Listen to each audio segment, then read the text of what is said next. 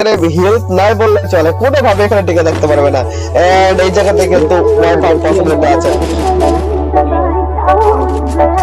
এখানে শাফিন নেক্সটের সাথে কিন্তু ফাইট চলতেছে, টিম নেক্সটি অনেকগুলো কমান্ডার পোস্টে ফাইট চলতেছে টিম নেক্সটের সাথে। ওয়াট আ নক গাইস, এখানে কিন্তু যেভাবে এটাকে নক করে ফেলেছে শাফিনকে, দেখার মতো একটা নক ছিল। এবার কিন্তু বাকি টিমদের কথা ফাইট চলতেছে, এটা কিন্তু রকেট মেসে করে যাবে, তবে এটা কিন্তু চলে আসে ইউএমএ সাইডে কিন্তু এটা নক করে ফেলেছে।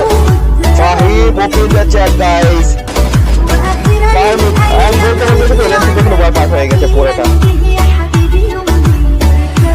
এখানে কিন্তু ফাইনাল ফুল স্কোয়াড অ্যালাইভ, টিম 9 ফুল স্কোয়াড অ্যালাইভ। এখানে অলরেডি কিন্তু মেসি আউটটা স্কোয়াড মেরে এখানে ফাইটে চলে আসছে, কিন্তু ইউজ করবে বড় দিয়েছিল বাট আসলে কিন্তু পুরো নক করতে পারে না। জি ফাইট কিন্তু কন্টিনিউ করে যাচ্ছে। হ্যাঁ চলো নেক্সট স্কোয়াড তারপর দেখে আসি।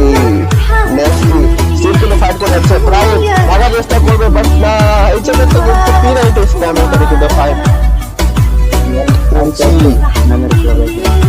কার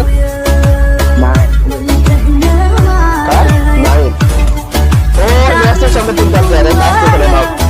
আরে ব্লাড টিম 9 এর কাছে চলে যাবো আমরা এখন। টিম 9 লেভেলে ইউএফবি ফাইট হলে তো 9 এর সাথে খেলা করতেছিল, ফাইট করতেছিল। আমি যদি বাকি স্কোয়াডের কথা